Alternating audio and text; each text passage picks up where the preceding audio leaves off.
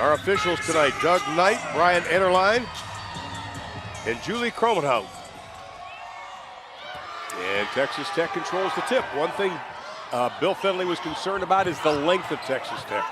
Well, that's their strength, is the size inside. They've got Jada Terry as well as Bailey Brewer in the starting lineup. Aaron DeGreat off the bench brings in size, and there's the size that Iowa State has to contend with inside, just trying to keep Jada Terry off the boards. Jada Terry comes in averaging 10.5 points a ball game, and here's Iowa State. Iowa State finishing the season 13-16, 7-11 in conference play. They did win 3 of their last 5 games. Durr has it knocked away, gets it back. And she will launch the 3. Cabeer tries to track it down, but it'll belong to Texas Tech. And the head coach of Texas Tech took over, obviously, for Candy Whitaker. Jimmy Gray Miller was an assistant at 2 years in Florida before coming to Tech, was also head coach at St. Louis University for 7 years. Watching their practice today, they practice hard. That's going to be a moving screen on Brewer. And the head coach of Iowa State in his 23rd year, Bill Fennelly, led Iowa State to 17 NCAA tournaments. That's tied with Oklahoma for the most since 1997. He's a native of Davenport, Iowa. The Dean of Big 12 coaches. Wise. Cover her up quickly. Plenty of time for Carleton to operate. Both teams starting in a man-to-man defense. I've already seen Zuri Sanders on Bridget Carleton, and also Lindsay Willoughby, but a nice hustle play by Madison Wise to get the offensive rebound and put back. I tell you, that was a good play by Wise, who did not make the Big 12 all-freshman team, and some of the Iowa State people, and understandably so, were upset about that. Because she's had an outstanding year. Yeah, she has. She scores well. She's had some inconsistencies, but a lot of freshmen have. But she's averaging almost 9 points a game for the Cyclones. Shot clock at 5. Willoughby pulls the trigger. It's going to be short. May have been tipped. That'll be a shot clock violation. Texas Tech on the season turns the ball over almost 21 times a game. They're next to last in the NCAA in turnover margin. And Iowa State just trying to keep the Lady Raiders out of the paint. Carleton doing a lot of dribbling. On top, Durrell lets it fly, in and out. Rebound controlled by Brewer. Brewer out of Abilene, Texas, the 6'5" sophomore. And they're going to call that on Cabeer. So Texas Tech going to try to get into the paint to look for high percentage shots, whether it's their post-to-post passing or whether it's the dribble penetration to try to get to the interior of the defense. The job for Iowa State, keep them out of the paint, make them shoot over the defenders. 2 of the last 3 games, Texas Tech has shot under 40%. They're not a great shooting team at only 42% on the season.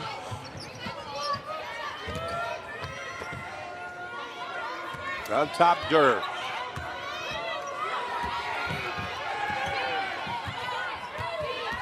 Shot clock goes to 10.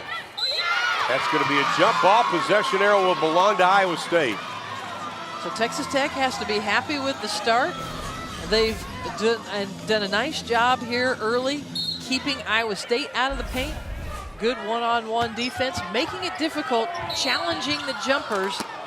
And that's what Bridget Carleton's going to do. Going to continue to fight, create space for herself. She is a strong 6'1" guard that can score in a variety of ways, and there she's able to draw the foul to go to the line. And the foul was on Zuri Sanders, her first personal foul. Bridget Carleton out of Ontario, Canada. And every year the Canadians make the trip down to Ames, Iowa. Had a busload of people this year to go down there to see her play, and they were very enthusiastic about that.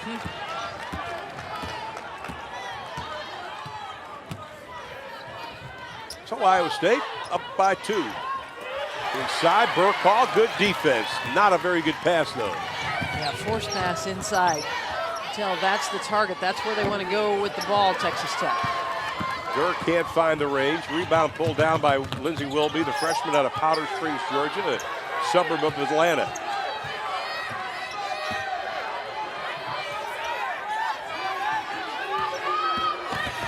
Wilby, no place to go. That's going to be an offensive foul on her. So she pushed off the defender that was right on her, but in addition, Iowa State brought 2 help side defenders. Look how Carlton comes over as the push-off happens there against Camber. But rotation into the paint, that will be the theme tonight for Iowa State. And the rebound ripped away by Jada Terry. We're expecting Iowa State to play fast because Bill Finley telling us play as fast as they can and they want to run. They'll try to make the bigs for Texas Tech stay up with them inside, or in transition, I should say. Nice pass inside. They can't finish it out. Texas Tech now just 1 of 4 shooting the basket, 1 of 5 shooting the ball. Iowa State not much better, 1 of 6 taken away by Hayden. It's going to belong to Iowa State. Hayden's had a couple of nice defensive plays. Earlier, she stripped the ball as it was being driven in by Camber. This time, it's Carlton that she strips the ball away from. Hayden came in with only 5 steals on the season. Carlton's got to hurry. Barely gets it in. Then she'll take the baseline jumper. No, and Terry pulls down the rebound. Versus Iowa State. Texas Tech lost by 12 at home. Game 2 lost by 12 on the road.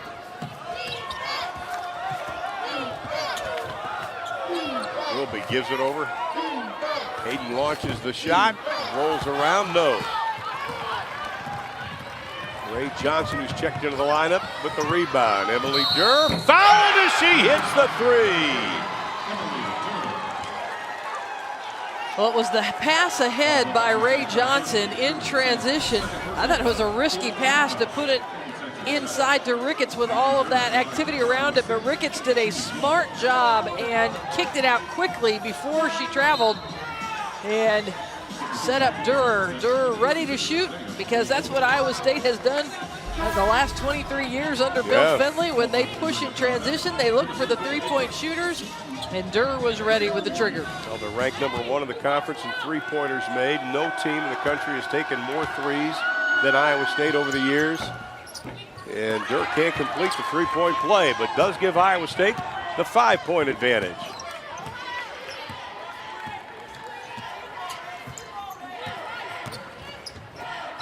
Turnovers been a problem for Texas Tech this season. Last 3 games, they've averaged 24 a game. Wilby over Johnson for the 3, no. 1 of 7 shooting now for Texas Tech to open up the game. 2 of 8 for Iowa State.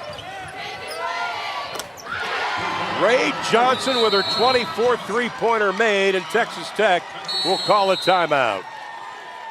Bill Finley saying Ray Johnson, last 6 games, Emily Durr during the regular season, last 6 games of the regular season, averaged 18.7 points a ball game.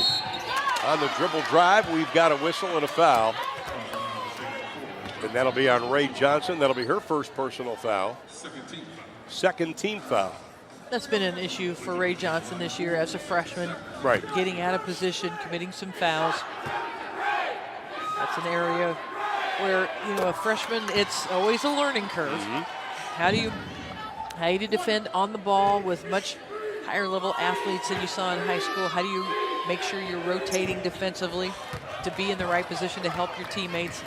And you know, the players that do that and adjust more quickly are the ones that are contributing and playing more at the end of the year. She's got a big upside, though, Ray Johnson. Has it knocked away, tries to keep it alive, and here comes Texas Tech, trailing by 7. They've hit only 1 field goal in the ball game, and it stays that way. Good block out that time for Iowa State. Durr on the drive. Boy, she saw the opening and took advantage of it. Boy, and just a burst of speed around the defender. Changed gears and got to the rim quickly. This is Haley Brudigam. She started the season as the team's manager, number 24 for Texas Tech. On January 24th, she joined the team in West Virginia. Let's go back to Durr. As she puts the ball on the floor between a couple of defenders, there were about 3 different help defenders that tried to reach in and help out on Durr, but she handled the ball well, got through traffic, and scored strong. And the former team manager getting some playing time. They had to get her activated. She had to fly from Lubbock all the way to West Virginia. Got in the game, played 13 minutes, and Texas Tech gets their second field goal of the ball game. That's got to be one of the great stories from manager to playing in the Big 12. and needed on the team for Texas Tech. Nice shot there by Brewer on that last possession. She has that ability to stretch the defenders. Madison Wise backs it out to Durr. Burkhall from the corner, no. Carleton wisely let the rebound go away. And here comes Haley out of Lubbock, Texas. Spent some time at West Texas A&M. Olabode from the outside, can't find the mark, and the lead stays at 5.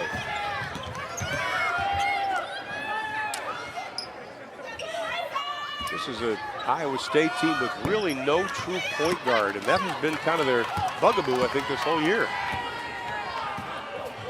We talked about how Emily Durr has filled into that role, not her natural position, but she has been a leader in that position this season. Oh, ice cold for the Lady Raiders of Texas Tech. Now just 2 of 11. Burkhall inside, no, but Iowa State isn't really taking advantage of it themselves. Careless turnover, and it'll belong to Iowa State. Bill Finley jumps up and gets on his team a little bit because that one-on-one move by Burkhall is not Iowa State basketball. Right. When they are at their best, they're moving the ball, they're making basket cuts, they're screening. You will see the dribble drive often from the top of the key, and that's been through the years for all the Iowa State point guards. They open up that right side of the lane or the left side for the drive for point guards, but typically it's movement and screening and basket cuts that set the standard for Bill Finley. He was not happy on their last offensive series. The foul was on Olabode, her first personal foul, and Bridget Carleton goes back to the line. Averages nearly 5 free throw attempts a game. And she's also a solid free throw shooter at 82%, so the lead goes to 9.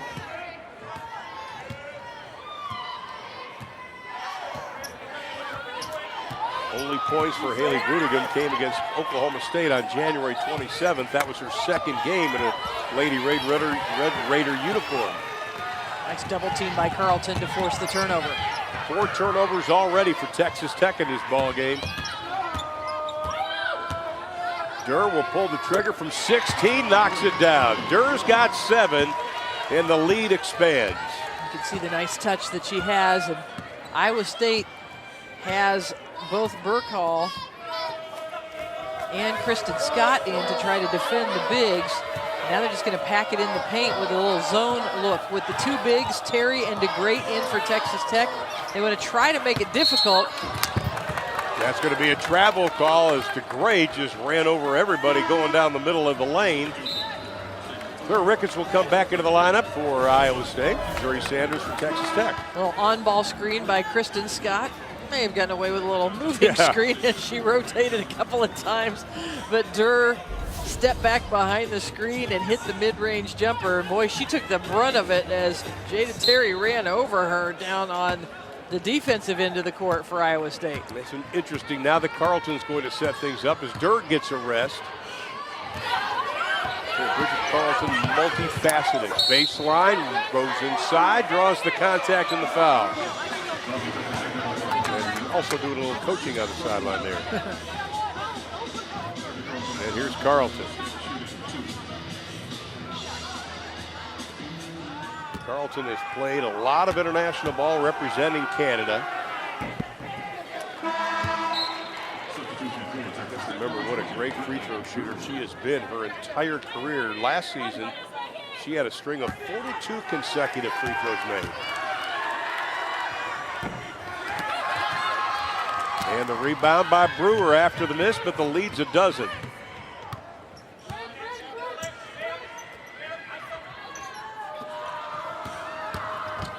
On the dribble drive, that's going to be an offensive foul called on Texas Tech, and that'll be on Zuri Sanders. And again, the good defensive rotation by the Iowa State defense. Look how Bridget Carlton steps over. The drive is going to go on the baseline. So you've got this first person, Carlton, rotating over. She makes sure she gets outside the line. She's in good legal guarding position. Easy call for Brian Enderlein. Well, Sanders picks up her third personal foul. Brielle Blair, number 0, checks into the lineup. The senior out of Salisbury, North Carolina, spent some time at Virginia Tech. She had 11 points versus Iowa State back on January the 13th, the first meeting between these two. Carlton's shot off the mark. Blair had it, got it back again. Trailing behind by Camber. That wasn't even close. Then Blair goes to the ground hard. Texas Tech not shooting the ball well. 2 of 12 here in the opening quarter. About a 10-second difference shot of the game clock.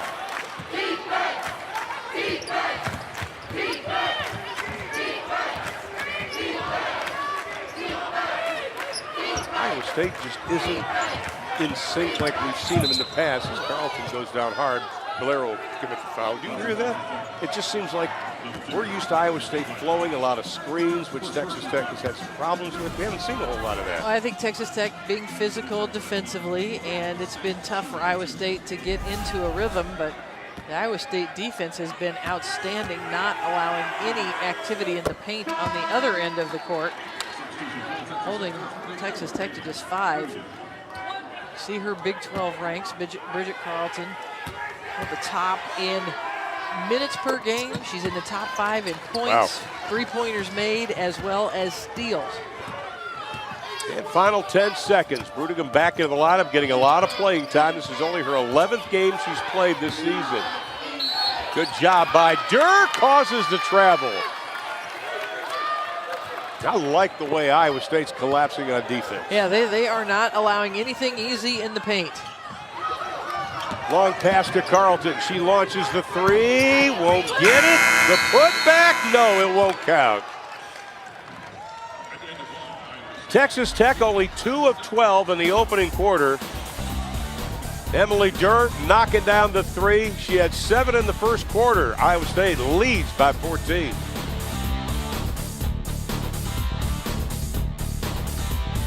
To do, make Texas Tech shoot over the top, and they haven't had good luck with that so far in the game. Missy, you listened into Bill Finley's huddle.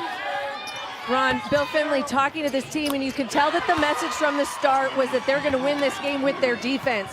They've got to understand the personnel that are in the game. They had some mix-ups when you had both Terry and DeGreat in the ball game. They've got to know that, but you've got to play big, play strong, know the matchups, and as Brenda said, you've got to make them go over you and go right through you. How about Haley Brudigam? That's her first field goal made at this level of college basketball. And for Texas Tech. She shot it very confidently on the baseline. Carlton misses everything, falls right into the hands of Texas Tech's Jada Terry. I don't think that was the right decision for the Iowa State offense. Angel Hayden at 5'6" was defending Carlton at 6'1". I'm not sure why they weren't looking to post her up and instead drew her out to the perimeter. Will be in traffic, and it's a jump ball. Possession arrow will belong to Iowa State. As we take a look at their stats from the first 10 minutes of play, and it wasn't pretty if you're a Texas Tech fan, only just about 17% shooting. Iowa State not setting the world on fire, however, driving in and getting points off turnovers. They scored in transition. But 8 turnovers, though. That's not good for Texas Tech. No, it's not. No. Durr. Ricketts trying to post up. Shot clock at 5. Durr pulls the trigger, nails another 3. Her second. Inside out action. There was. And you knew that they were in sync, those two. I mean, Yeah. they were just looking at each other, and you knew they were setting something up. A really nice two-player game, working off one another.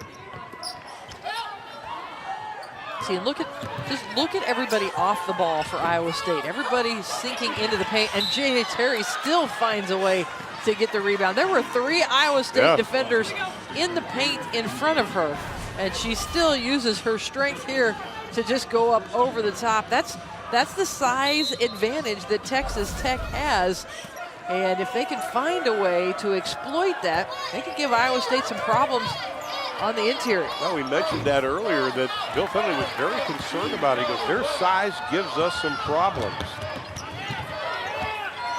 Durr feeling it, pulls the trigger, back of the iron. Ricketts, the offensive rebound.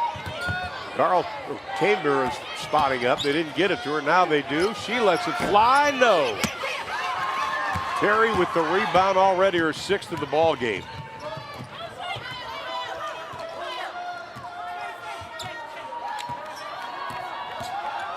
Every Iowa State defender has her sneakers in or near the lane. Well, Terry just got popped in the nose as she was trying to get to that left block. We do have a foul. Let's look at that defense. Everybody laying off their defenders. Look how tight the defense is. Good rotation that time by Ricketts. She gets called for the foul, I believe. She did. But it was just, again, tightening up on the paint, not allowing those interior passes. Check that, the foul was on Burkall, my bad. And that's going to go against Texas Tech. Yeah, with a little forearm. Yeah, Jada Terry just shoving her way down the lane, trying to make herself available for the pass. Watch how she just shoves Burkall to try to clear some room. That's not how you get open. That's how you get a foul. No. Move your feet. Her run of the show out front. Carlton. Reset things up. Burkall sets the pick. Carlton with a shot. Burkall fights for the rebound, can't get it. Carlton still looking for her first field goal made so far tonight. She's 0 for 8 shooting the basketball. This is still one of the great stories. In Haley Brudigam. Turn around, no. Brewer can't find the range. Here comes Madison Wise, the freshman of Greenfield, Indiana. We saw a game, she got hurt. We weren't sure if she was going to play the next game. That was late in the season. Got hurt in practice, actually. Got hit upside of the head. The three, no. Won't go down for Kristen Scott. Here comes Texas Tech.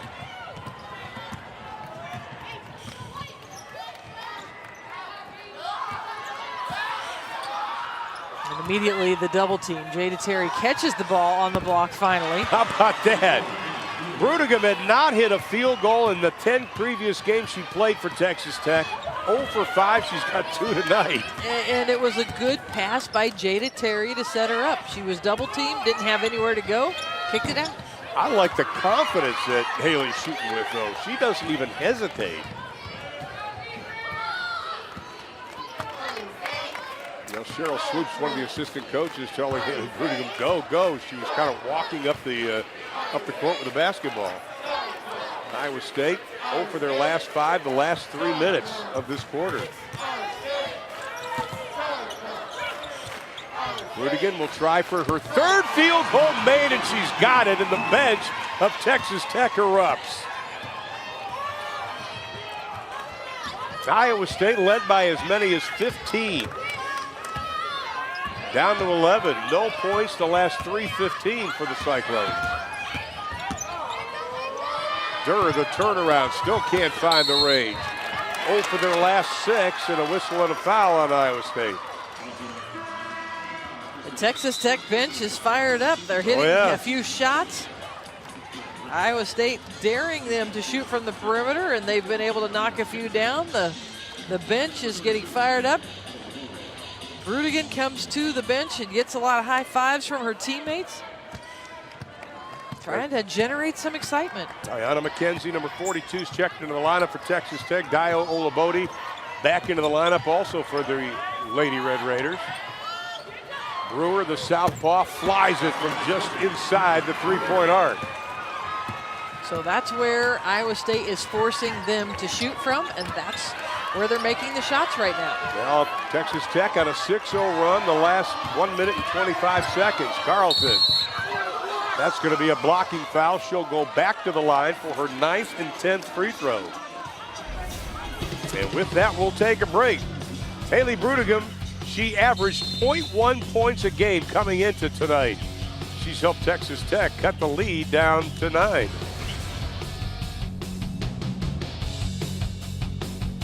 What Shimmy Gray-Miller was talking to his team about was that they've got to be able to wait for screens offensively. They can't get antsy. You got to have a little patience, and they're going to get those mid-range jumpers, especially their post players. That's where they've got to step up and knock them down. But it's about patience and spacing right now, half-court offensively. Well, that's going to be a charge. Bridget Carlton held her ground.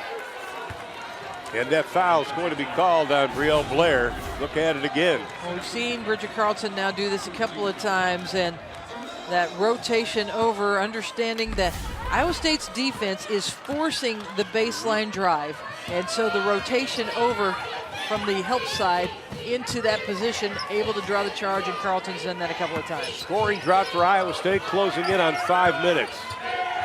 They try to end it. Carlton can't. Texas Tech on a 6-0 run the last 2 minutes. I'd like to see Carlton go try to get something at the rim. She's 0 for 9 so far. She's 0 for 5 from three-point range. Needs to get herself into a rhythm by getting to the rim. And she's already taken 8 free throw attempts. Texas Tech not taking advantage. Offensive rebound and the putback. Good job by Mckenzie. Only 1 point the last 4 games, only 1 shot taken in that span. Well, and she was in amongst a lot of Cyclones that just went and ripped down that rebound to have the opportunity to score. There you go. Carlton, listen to you, Brenda. Well, she's a very instinctive player. I don't think she was listening to me. I think she figured that out herself. We're going to give you credit, though. Well, she needed to get herself to the rim, and I'm sure she sensed that I got to find a way to score, and made an aggressive move to the rim. Texas Tech has hit 5 of their last 6 shots. And you know, sometimes the shot going in the basket gives confidence to the entire team. All of a sudden, that basket looks bigger. Everybody feels like, hey, I can do this as well. And they're not all struggling to score. And Iowa State is struggling to score. Only 1 for their last 9, but Emily Durr comes up with the 3. Well, the officials motion to the scorer's table to check that to make sure that was a three-pointer, but they did count it a 3, so they'll go back and check that to make sure. She's got a dozen, a whistle and a foul. That'll be on Ray Johnson. Mass substitutions for both teams. Here's her feet. We need to call. Really close. Well, we need to call the NFL and get the envelope. Maybe they can send it to. It looks like, wow, it's very close. It looks really like close. it's right behind the line, but the officials are going to check that at the next dead ball opportunity.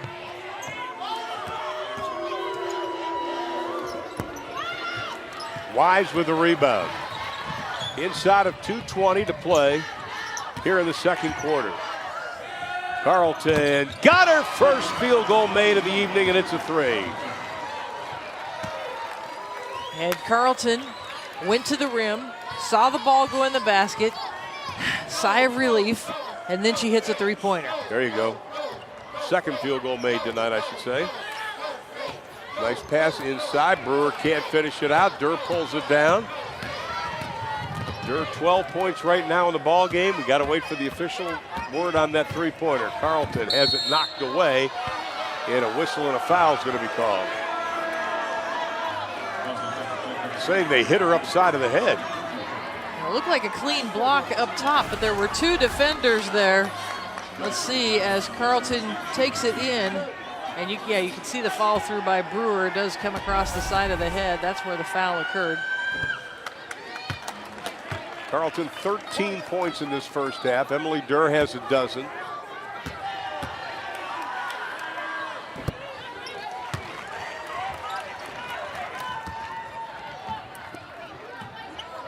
And Texas Tech now down by 14. They've trailed by 15. 1:30 to play in the half. Ball tipped up. That's the defense we saw in the first quarter by Iowa State. Up ahead to Wise. The scoop, no. Burkall offensive rebound. Durr for 3. Terry with a rebound. Well, on the last possession for Texas Tech, Jada Terry had posted herself up in the paint, was available for the ball, but it was good pressure on the ball that didn't allow her to get it, and then she's over anxious and shoots a little bit out of her range on that shot. Texas Tech shooting 32% of the ball game.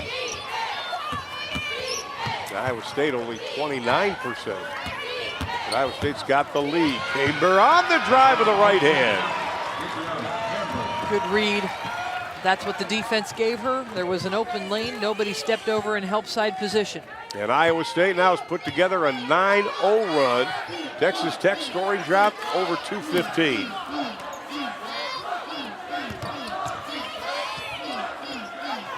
Rudiger, oh my goodness.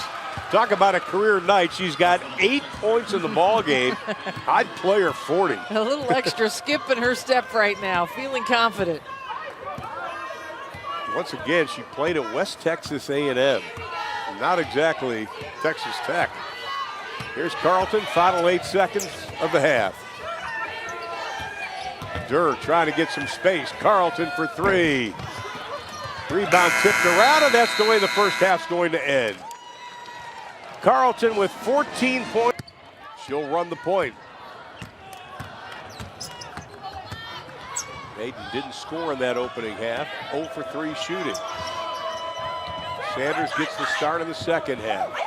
Boy, look at the double. Yeah, quick double team by Iowa State. Again, crowding in the paint, not allowing anything easy for Texas Tech inside. How about Carleton? The ball was going out and she kind of knocked it, kept it in bounds, and got it to her own teammate.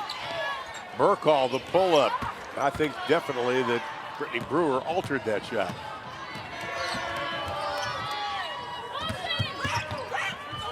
Could have been a push-off. Instead, it's a turnover. And that's 13 on Texas Tech in this ball game. So Iowa State starting off with a couple of good defensive possessions here to start the half, but Bill Finley wants to see a little more fluid play, a little more rhythm offensively. Actually executing the plays, and didn't see a lot of that in the first half. Carleton with the 3, knocks it down, and Carleton was 17 in the ball game. Wow, we saw her start the game 0 for 9, and she got herself into a rhythm by getting to the free throw line, getting a layup, and that has allowed her to contribute in a big way. And the shot won't go down. Let's check in with Missy. Well, Texas Tech is without the services of sophomore Grayson Bright tonight, Ron. In the game on February 24th against Oklahoma, just 5 minutes in, she took an elbow to the nose, broke her nose. She also sustained a concussion. She had to have it surgically repaired, but she is here in Oklahoma City cheering on her team, but obviously that makes them even more thin out at that guard spot.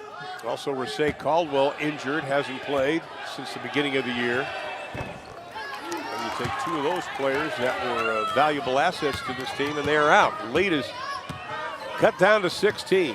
It's been as high as 18. Grayson Bright, one of those high-energy players, brings it on both ends of the court. I hope that she has a speedy recovery from that broken nose. Oh, Bridget Carleton starting to feel it. Carleton with 39, her season high this year against Oklahoma State. She's a finalist for the Cheryl Miller Award, which is a very prestigious honor. Terry has it tipped away. Wise struggles to try to get it, and then she commits the foul, knocking over Brittany Brewer. Good hustle, though, by Durr and by Wise. Loose ball, everybody getting after it, trying to gain the possession. The Brewer had it, and then the foul committed to knock her off her feet. Madison Wise, Greenfield, Indiana. They thought that about January and February that Madison Wise may have been trying too hard. They wanted her just to relax and play the basketball game. She's an outstanding talent. There's the double again. And they're going to throw it away again. The Iowa State defense making it difficult for Jada Terry to get a good look, a good clean look at selection for the second year in a row. A big-time scorer for her team. They lean on her a lot, and she has gotten back into a rhythm after a slow start. Emily Durr from the corner. No, Wise the offensive rebound and follows it up. Madison Wise with 4 in the ball game. 7th offensive rebound of the game for Iowa State. They've got 7 second chance points off of them. Texas Tech trying to get back in this. Wise fights for the rebound. Last touch by Wise. It'll be Texas Tech's basketball. Down by 20. If you're Texas Tech, trying to find high percentage shots against this Iowa State defense that's packing it in the paint, you have to try to score on extra effort plays. They get a tip on this offensive rebound and another opportunity for a possession. Texas Tech really struggling shooting the ball, trying to snap an 11-game losing skid. But this has been the real feel-good story. Brudigan for Texas Tech can't get it to go. The follow, good effort. Aaron DeGreat, the sophomore out of Waco, Texas. Stayed with it, kept the ball high. The transfer from Louisville, able to get an extra opportunity. Using all of the rim on that three-point attempt for Madison Wise. And Wise back-to-back buckets for her. 21-point advantage. The winner plays Texas tomorrow, the number 2 seed. Rudigan thought about it. Nice dish. Inside, whistle and a foul. She's trying to get it inside to Wilby. Let's go to Madison Wise and her 3. Yeah, look at this angle here, right above the backboard. We can see how high it bounces off the backboard into the hoop. No style points in basketball. There's a little shooter's touch there. There you go. Wilby out of Powder Springs, Georgia.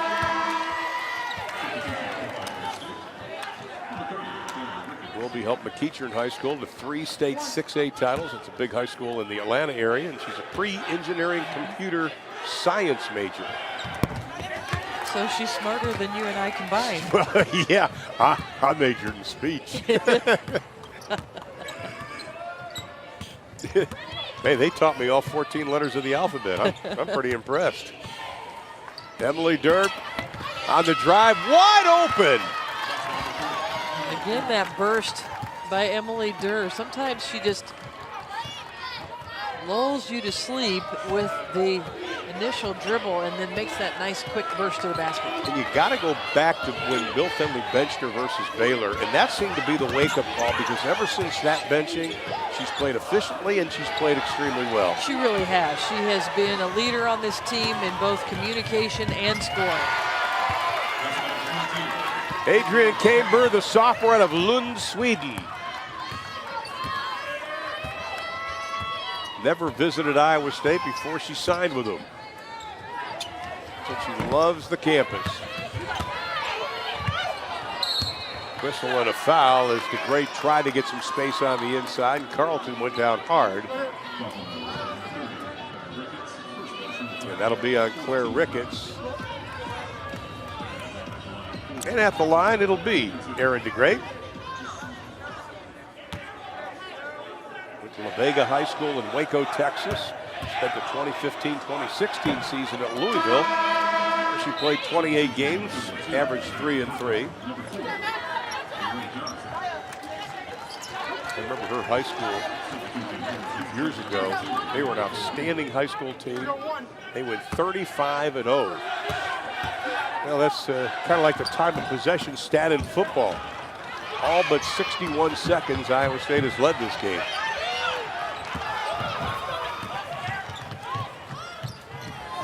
Camber, no. Offensive or defensive rebound. Here comes Texas Tech, Zuri Sanders. That's going to be an offensive foul on Sanders. That'll be her 4th. And she just looks at her teammates like, somebody come and make yourself available for the basketball.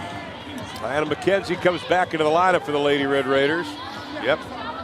Ray Johnson got a forearm shiver.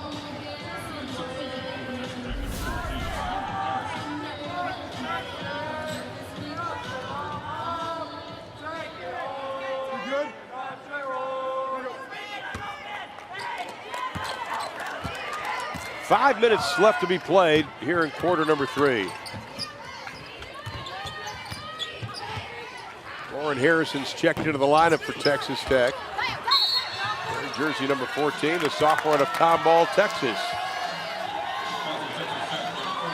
Iowa State's doing a lot defensively, and it usually ends up in something good. Carlton Up ahead, Camber with the light layup. You and I have been part of a couple of senior days, and it's always emotional to watch these young ladies. I'm talking to Ariel Atkins of Texas, how tough her senior day was going to be. Madison Wise rattles home the three. She's in double figures, one of 3 Iowa State Cyclones to go into double figures. Nice execution out of the timeout. In the paint, kick out to the three-point shot. Iowa State 7 of 10 shooting in this quarter, and they'll get another opportunity. Texas Tech only 1 of 7. Nice pass up ahead. Burkhall can't finish. Durr put it on the money. Texas Tech with more turnovers in this quarter than buckets, but the three-pointer goes down for Dio Olabode. That's one of the players that Bill Fenley was telling us, what we've got to chase her off the three-point line. They didn't. Boy, Wise had it right open underneath. They didn't get it to her.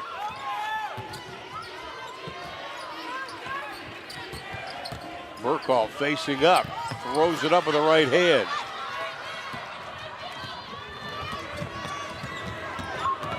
Rudiger has to give it up, go inside of 3:35. Smooth little crossover by Wilby.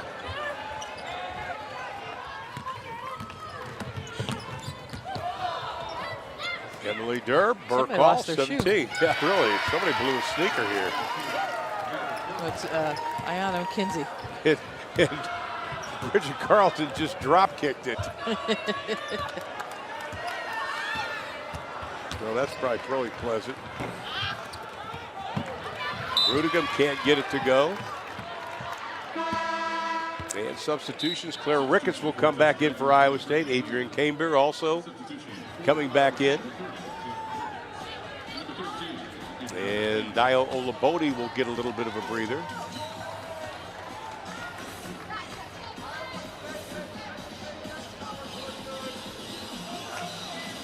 .304 to play.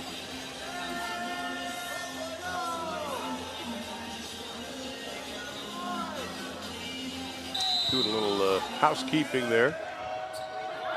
Ionna Mckenzie trying to make sure the shoes are all tied up.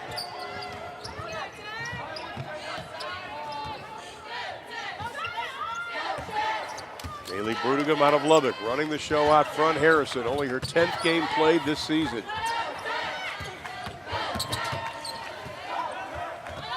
Plenty of time on the shot clock. Shot is rejected by Carlton. Here comes Iowa State's Ray Johnson.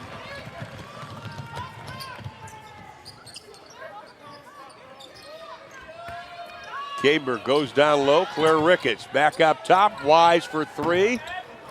Rebound, Bridget Carlton. Wise tries it again. That was way off to the left side. And it'll belong to Texas Tech, I think. Let's check in with Missy. Missy. The Wise with 2 misses there right in a row, but she is in double figures now for the 12th time this season. And keep in mind, as you said earlier, Ron, this young lady that was not on the all-freshman Big 12 team, but she was selected Big 12 Conference Freshman of the Week 3 times in this league. And so she's not only done her job throughout the course of the year, she's been pretty darn consistent. And as we all know, it is tough to find floor time when you play for Bill Fenley, and Madison Wise has done that this season. Absolutely, and you know, and Brenda was talking about it earlier, you have to learn defense when you're a freshman, especially on this level. A lot of freshmen can't adapt how fast this game is and how strong everybody is. Camber fights for it, goes down hard, can't come up with it. Iowa State fans, that'll be a shot clock violation. We're yelling, shot clock, going inside, and Terry's fouled. Well, it's pretty good awareness by Lindsay Wilby, as Iowa State never took possession of that ball, so the shot clock continued to wind down, and Wilby at least forced the ball up toward the rim to reset the shot clock, and then Jada Terry positioned herself for an offensive rebound. Terry, a transfer from Texas A&M, sat out the 2015-2016 season. And she was coming out of high school. She was considered the #1 post player in Texas. Yeah, she was a top 10 post player nationwide. Got in there at Texas A&M behind a senior her first year, and then also had to contend for time with Kyla Hilsman, so decided to transfer. And Terry playing probably her final game as a Lady Red Raider. Carleton, they try to put the forearm up. Angel Hayden will be whistled for the foul. And that'll be her first personal. 24-point advantage. Iowa State's led from the beginning. Held Texas Tech to just 5 points in that opening quarter. Durr launches the three.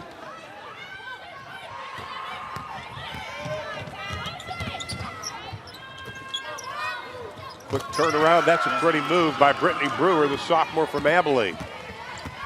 And we haven't seen her score much tonight. That's just her 8th point now in the game, and she is very skillful, has the ability with that high reach to score over a lot of defenders, and just hasn't quite gotten into a rhythm tonight. Good job by Hayden defensively. They try to answer with a three. Ray Johnson pulls down the rebound.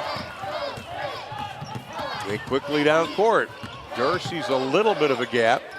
Nice pass inside, counted for King, or for Scott, Kristen Scott. Didn't see her right away, but kept her head up and used her pivot to get away from the double team and made a nice pass to set up Scott for the shot. Well, no points in the last game versus Kansas. Oladobe, this time they were right in front of her with Ray Johnson.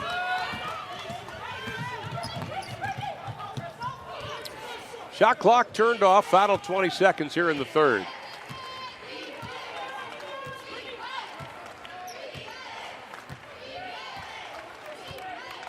Carleton looks up.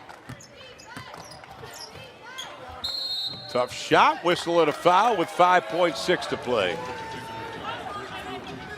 So often the ball will be in the hands of Bridget Carleton when it's a shot clock running down or the end of a quarter coming to a close.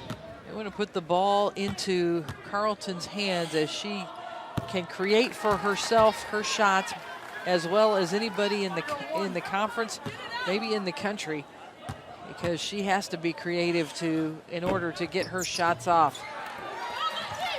Carleton has been very successful from the free throw line tonight, 11 of 12. She's got 21 points. And that's the way quarter number 3 will come to an end. It has been all Iowa State in this basketball game since the beginning. Texas offensive sets as any team that you're going to see. They play scouting report defense to prepare for taking away their opponent's strengths. And everybody, as he was saying, needs to pay attention to detail. No matter who you end up guarding, you need to know how you're supposed to guard them and making sure you're doing things the right way. Well, Bill and his entire staff, and I was joking with them in the hotel yesterday, that they were not pleased with the practice yesterday at all. Texas Tech had more turnovers and field goals made in quarter number 3. Still having trouble finding the hoop tonight. Durrell looks inside. Burkall, great position. Brewer covers, but that's going to be a foul. Well, the nice lob pass over the top to Burkall. And Brewer looked like she had the ball, but she must have come down on the arm of Burkall inside. Burkall, the advertising major out of Urbandale, Iowa, just a junior. You know, when you talk to Bill Finley about her, they said they need more from her, and especially if they play Texas tomorrow, and it looks like they're going to have to get more out of her in that ball game. Well, that's an important position for Iowa State, and they've struggled to get scoring out of the post position this year. Burkall with just 6 points per game, and it's when the post player is good for Iowa State, it helps set up the perimeter shooting that they like so well. Caber with a rejection. One more note on Burkall, though. She's probably looking forward to playing Texas. She had 19 against them this year. Burkall backs in, left hand, spins it around and down. And it looks like Bill Finley might be asking for them to go to Burkall here to give her a little bit of confidence in the fourth quarter to prepare her for tomorrow. That's called good coaching. Ola Bodie, no. I think you may be right. Well, and when you get to a point in this first round game, you want to sharpen things up. It has not been a sharp game for Iowa State. So Bill Finley can really use this in some ways as a practice to get his team ready for tomorrow. On the verge of winning their first Big 12 tournament game since 2013, when they won a couple versus Kansas and Oklahoma. And Brewer will go to the line to shoot the free throw. Now, we showed you Bill Finley earlier from 1990. Here's the split screen of him. Man, he's going to kill us. I hope they don't have any pictures of me from 20 years ago. I showed him one of mine when my career started here in Oklahoma City, and I had a publicity photo from 1976, and everybody said, your tie was bigger than your head.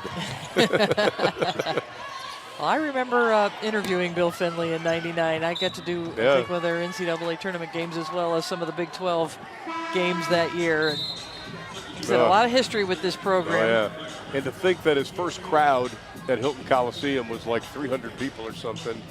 Now they average over 5,000. I'll tell you what was really cool is yesterday the band, who had driven down, obviously, from Ames, Iowa, they were checking in the hotel. Bill met them as they were coming in and thanked every band member for being there. Very impressive. He has always done a great job of showing appreciation for the people that support women's basketball. And there's the band. Yeah, the Iowa State band, one of the most entertaining bands around. They really are. They are very creative when the opponent is shooting free throws and making other contributions to the game. I always judge them on the drummers. They got a great drummer there, and they play songs that I actually know. There he is. You and I are I like this guy. He nice. We've seen him up at Ames a couple times. If they'd only be quiet on my floor of the hotel, I'd like them even more. Yeah, and if you're wondering who was calling your room at 5:45 this morning, band members, yeah, I think it might have been Ron. I'm about a year away from yelling people to get off my grass. Oh, my. 8:01 to play in the ball game. It's tough, I think, if you're Iowa State right now because Bill Finley is, I'm sure his mind's racing. He wants to get this game over with, but we talk about it's obviously out of hand right now, but I think, Brenda, you and I both know that Bill Finley's going, okay, we've got to use this remaining 7 minutes and 48 seconds to play good basketball in preparation for tomorrow's game. That's what this point in the game is about, because it hasn't been smooth, because it hasn't been pretty so far. What can they get? What kind of momentum can they get here in the final minutes? You heard him, and we always appreciate the coaches allowing us to listen into their huddle. He was talking about attention to detail, and at this point, that is of highest priority for Bill Finley and his staff. Now his team leads by 26. Final 7 minutes and 40 seconds. Madison Wise still getting a lot of playing time. Taken away. Haley Brudigam. Pulling the trigger. Brewer got the two. We've got a whistle and a foul underneath. The basket will go. Then we'll have the foul called. I think it's going to be on Jada Terry. So Brewer raises up that high-reaching left-handed shot, but it was Terry under the basket clearing out that gets called for the foul. 2017, Brittany Brewer is a member of the Big 12 all-freshman team, but the last 3 games she's struggled shooting, only 26% coming into tonight. Camber rolls it over.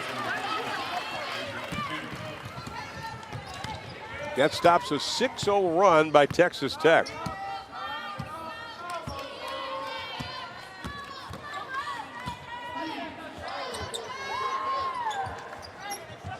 Brewer on top. Tough guard for Kristen Scott. Shot clock inside of 10. Rudiger, great job. What a great story. She's in double digits, 10 points in the ball game. Once again, she had not scored a field goal coming into this game in her college career, which started January the 24th, by the way. Now she's got 5. Yeah, what an opportunity for her to step in here and show what she can do. No foul called. Scott wanted it, didn't get it. Sanders, the big step. Wise with the foul. I do like the fact that Texas Tech's bench is still up cheering. Well, and I'm glad you said that, because I like the fact that Sanders still pushing ahead in transition, trying to make something happen, continuing to work hard. It would be very easy at this point to just, check it in, but a hustle play there by Sanders to try to make something happen. Durr, Carlton, and Burkhall will come back into the lineup. Ricketts, Camber, and Johnson will go out for Iowa State. And here's Zuri Sanders, a sophomore out of Evansville, Indiana. Last 5 games, she's done an outstanding job rebounding the basketball, averaging about 8. Can't get the free throw to go. Carlton, a little open, doesn't get it, rebound, and a whistle and a foul. And that's one of the players we're talking about, Rod, to have Meredith Burkhall gain some confidence here in this game.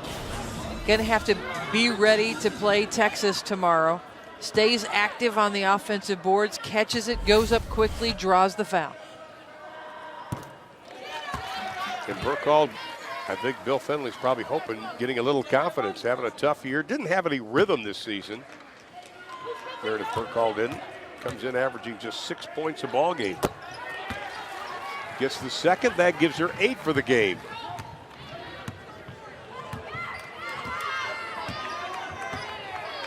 Now for Texas Tech, it's been Rudiger and Brewer. They're 9 of 19. The rest of the team, 5 of 27 combined.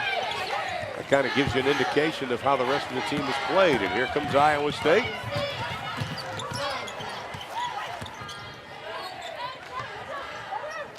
Carlton sizing the defense up. She's got 21 in the ball game and 11 of those from the free throw line. And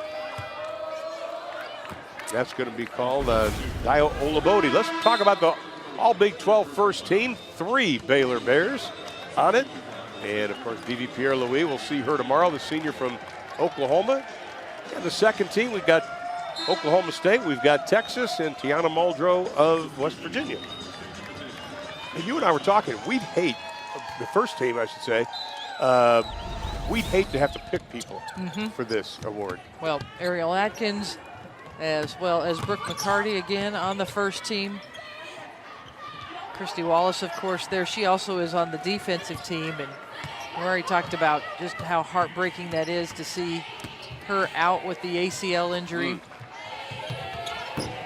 But it was heartwarming for us, I think, today to get a chance to at least spend some time with Christy, and because all of us were feeling so badly after we saw it happen earlier this week. She kind of lifted all of our spirits up today. Well, yeah, as much as she could, as Zuri Sanders get that jumper to go down.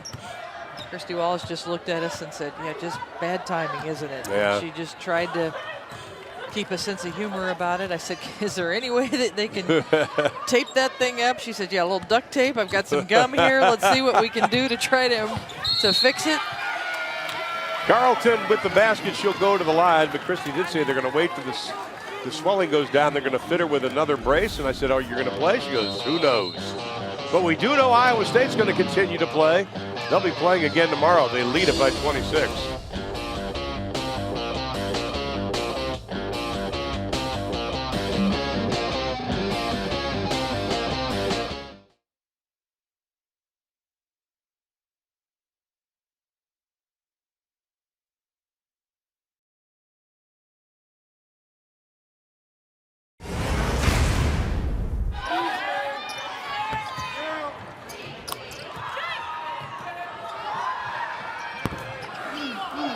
Seen a lot of playing time and do what she did. No hesitation at all. Playing at 100%. You like that? It's fun to see. It certainly is. And she has the basketball as we head towards 4 minutes to play. 27-point advantage. It's just been a tough year at Texas Tech, just trying to put the pieces together with interim head coach Shimmy Gray-Miller and the athletic staff there looking to make a hire once the season is over. It will be interesting to see how that all plays out. I know there's a yearning in Lubbock to get this program back to a level that they are all used to. They love women's basketball in West Texas. Oh, yeah. I'll tell you, if you think of Marcia Sharp and the national title there and the great players they have there, Texas Tech's got a long and storied history in basketball. Trying to get something going. Wilby can't get it. And it's just a great area of the country for girls basketball. So much interest and support and excellent teams in girls basketball in West Texas. Now they want to get Bridget or Adrian Cainbeer out of there. And how about Cheryl Swoops? Former head coach herself, of course, one of the greats in Texas Tech history. An Olympian, one of the great WNBA players of all time. Sharing her knowledge with these players as an assistant coach. Trying to do what she can to develop the players and the young women on this team. Well, Bridget Carlton is out of the lineup, and that's probably the rest. That'll be it for her tonight. She ends up, Carlton, with 24 points in the ball game, but more importantly, she was 12 of 13 from the free throw line. And that's the most makes and attempts for her in a career. Offensive foul, that'll be on Burkhall.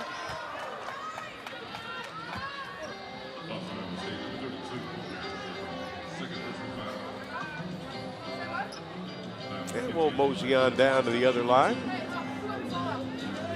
Ionna Mckenzie, the senior out of Florida. Communications major. Dad Richard was an All-American linebacker at Penn State, went on to play with the Cleveland Browns.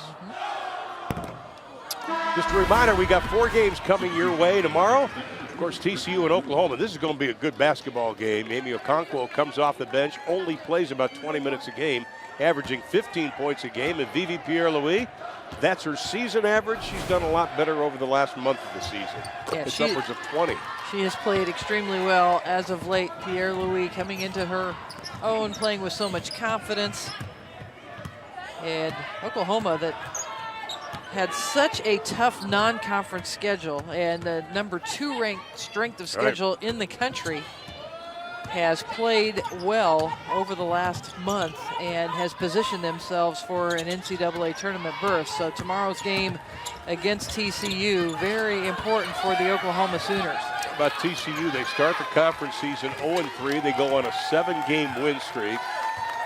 Most Big 12 wins they've had. Megan Peebley's done a good job this year. They're getting contributions from their starters. You mentioned Okonkwo off the bench. Yeah. I remember asking Coach Peebley, why Okonkwo off the bench? He goes, works. Okay. Johnson knocks down the 3. She's got 6 in the ball game. Both her field goals made were from beyond the arc. Final 2:25, whistle and a foul. While you're talking about the NCAA tournament, put your hat on again and break it down for us. Well, I think that Oklahoma, with its strength of schedule, has positioned itself well, especially how they've played lately. Oklahoma State with a win over UCLA in the non-conference, the only team in the country that's played Mississippi State to a 1-possession game. West Virginia was so good in non-conference play, but their lack of depth has caught up with them, and the fact that Tyneese Martin not on the team this year after being the most outstanding player of this tournament last year. And you mentioned TCU went on that 7-game win streak, have improved a great deal, and it will be an excellent game between Oklahoma and TCU tomorrow. Very important games in those quarterfinals for the fate of these Big 12 teams. I loved watching the practices of the respective schools today, and the intensity level was there, but it was also a great fun level. Everybody was very loose, both TCU and Oklahoma. It's a fun time of year. It's what you've worked for all year long. The Big 12 plays the true round robin. Every team plays home and away. Right. And everybody knows each other well. So there's not a lot of secrets when you come here on this neutral site. That'll be a shot clock violation. Iowa State only 6 turnovers in the ball game. Texas Tech doing much better in the second half. Only 16 for the game, only 4 in the second half. Now Iowa State will get a little bit of rest before they have to take on the University of Texas. That game will be at 7 o'clock Eastern time, 6 o'clock Central. All 4 games tomorrow, by the way, will be on Fox Sports Net. Check your local listings. And then the semifinals on Sunday and the finals on Monday, all on FS1.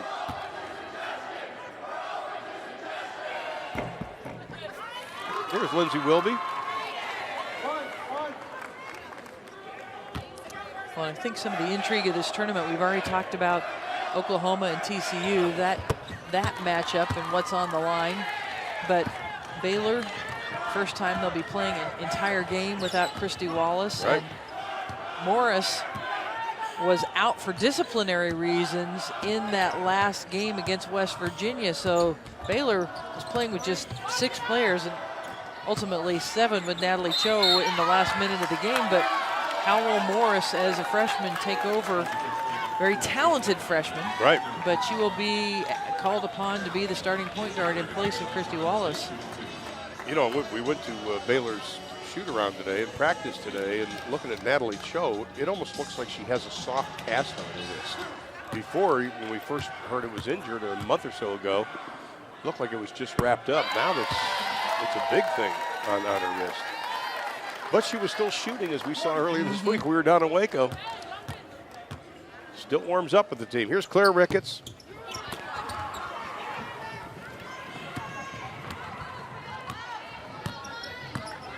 Closing in on a minute to play. Don't forget that we'll have this Iowa State-Texas game, and then Oklahoma State-West Virginia, another fun game to look forward to. As remember, West Virginia is the number 6 seed last year, made a run through the entire tournament. And they have that opportunity again as they'll match up with Oklahoma State in our final game tomorrow night. Well, but you look at the West Virginia team, they're so beat up. Shania Ray is just, you know, everybody seems like they're pretty beat up on that team, and have lost both games to West Virginia this year. Will be with the free throw.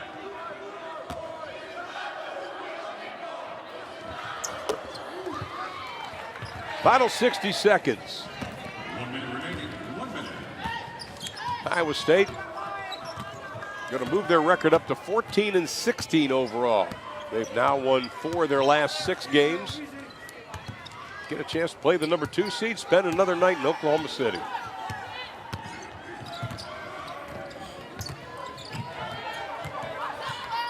Johnson out front, 7 to shoot. Nice pass inside. Ricketts. First field goal made of the ball game. And everybody traveled down from Ames, and everybody on the bench for Iowa State enjoying that shot made by Ricketts.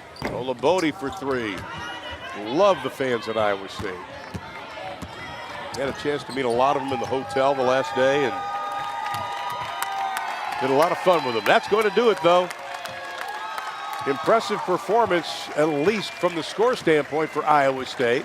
They put 3 players in double figures, led by Bridget Carlton with 24. Durr had 15. Wise had 10. Texas Tech also with 3 players in double figures. Wilby with 11.